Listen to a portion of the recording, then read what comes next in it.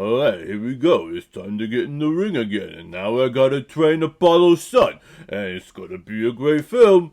Go ahead and check it out. We know what we're fighting for.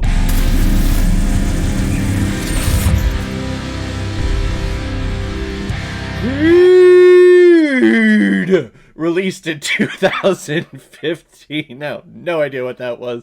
But this film is directed by Ryan Coogler, who has also directed such films like Fruitvale Station, Black Panther, and Black Panther Wakanda Forever. And this movie is starring Ryan Coogler's muse Michael B. Jordan, Tessa Thompson, Felicia Rashad, Anthony Ballou, and Sylvester Stallone. After the events of Rocky Balboa, Rocky has returned to his life of owning a restaurant and slowing down. However, one night he is confronted by a young man standing in his lobby, claiming to be the illegitimate son of his former opponent Apollo Creed. But young Adonis is only there to ask Rocky to help train him to become one of the best boxers in the world. And it's really as simple as that. This movie is meant to be kind of, it's a sequel, but also a reboot of the franchise. We're in the complete continuation of where we left off in the Rocky franchise with Rocky Balboa, but it's also going in a brand new direction with a brand new character. It's one of the smartest things that I've ever thought of when it comes to any film franchise. No longer the Rocky franchise, now it's the Creed franchise. And this film is a reminder about how great sports films can be and how inspiring they can be. When the original Rocky came out, that was such a staple in the history of cinema that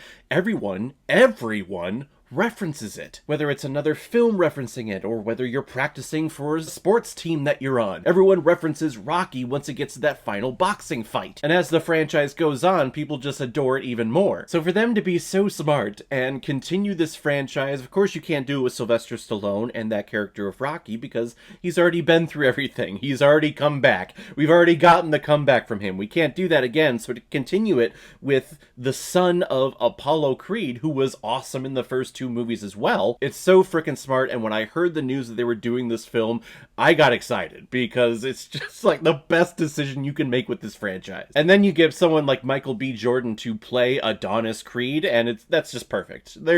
Who else could play this role? Absolutely no one. The guy even looks like Apollo Creed, so with him claiming to be his son, it's perfect. And Michael B. Jordan gives an amazing performance here. He gets himself in, like, the best frickin' shape you could think someone could get in. Like, Jesus, he has muscles in places people don't even have places. But not only from the physical side, from the emotional standpoint, and getting in deep with this character psychologically and emotionally, he's superb here. How he was not nominated for Best Actor this year, I don't know, other than the fact that the Oscars are pretty frickin' racist. But I'll tell you who did get nominated that year, and that was Sylvester Stallone, which is actually very impressive, being nominated for a role that you starred in, that you originally starred in back in the 1970s. And now here you are being nominated for it again. That's incredible. And Sylvester Stallone is also great in this movie. There are some very vulnerable moments that we've seen vulnerable moments from Sylvester Stallone as Rocky and the other Rocky films.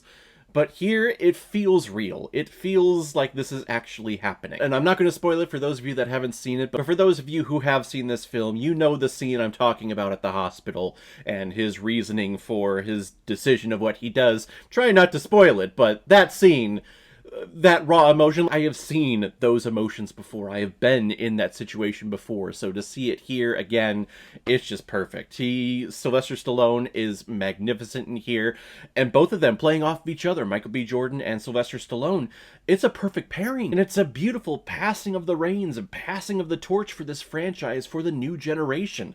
It's what makes this film so freaking brilliant. I think the only black mark that this film has is the establishing of the opponent, or the establishing of the villain. They give us like a couple of TV commercials and TV spots for this guy about how he punched someone and he did time in jail and how that was hard for him, so this is why he's taken this fight. And then you got the asshole promoter that he has, and he's acting all villainous and greedy and money hungry, and that's really it. So we don't really get a lot of the tension between the two characters. It just ends up being a fight, and we're just solely behind Adonis Creed. That was one of the beautiful things about the previous Rocky films, or at least Rocky 1 through 4. They established the villain, or they established the opponent, exceptionally well. I think they use pretty cheap tactics once you get to Rocky 3 and Rocky 4 by basically killing Apollo Creed and killing little Mickey, and then claiming to be from Russia, and you know, back then with the Cold War, like Russia, of course he's gonna be a villain. Nowadays, it's definitely hard to establish a villain in a boxing film, but the true villain, the true antagonist of this movie is really...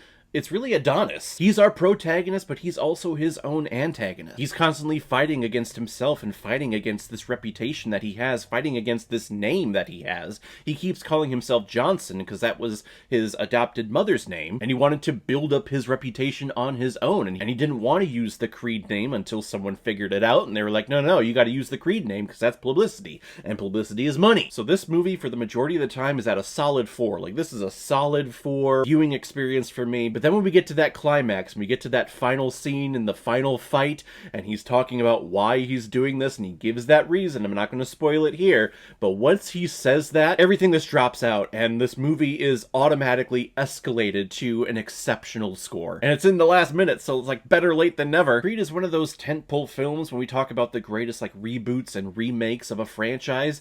This has to be one of the best. Great performances. Tessa Thompson is great in here as well. Way better than Adrian from the Rocky films. That character, Adrian, she's terrible. She's a terrible person. I always scream at the screen telling Rocky, like, no, you could find someone so much better for yourself, Rock. Don't go after her. Come on. Tessa Thompson here, her character is just perfect for Creed, and it's exactly what he needs. I love how they bring this movie to the streets of Philadelphia. It feels grounded. It doesn't feel like this is a fantastical world. It feels like this is actually happening. The fight scenes in here, it's like poetry in motion. We have the choreography of our boxers making it look like they're absolutely connecting, but you look at the camera work and the cameraman taking it around, it actually looks like one long panning shot at many times. It's beautiful choreography. It's beautiful blocking. Like, it's some of the best blocking I've ever seen in a film. And it gets you right in there in the ring. With the Rocky films, that camera was on the outside. It was like, we were spectators looking into the ring at this. Here, we feel like we are actually in the ring and we're feeling each of those punches. In other words, I wish that boxing felt like this. I've tried to watch boxing and real life boxing, but there's just no story behind it. And the punches that are thrown, we don't get this amount of drama. We don't get this amount of blood in an actual boxing match. So if one of my friends asked me to come over and watch the boxing match, I'm basically going to tell them, no, I'd rather just watch Rocky because that's way more entertaining for me. Creed is an exceptional film with a little slight blunder with the opponent, but other than that, this is a magnificent, dramatic piece, and I can't see anyone not getting pumped up and want to go punch a punching bag after watching this thing. I'm gonna give Creed 4.5 out of 5 Blu-rays. It's good. It's good. It's good. So guys, if you've seen Creed, what did you think about it? Or if you've never seen it before and you stumbled across because of this video, then comment below, let me know what you thought about it. And as always, if you like what you see here, if you like my take on movies, then hit the subscribe button and make sure you hit that bell. See you the next time I'm released my next movie review. So guys, I will see you next time on the channel, but in the meantime, be well, be good to each other, and go watch a movie. Take care, guys.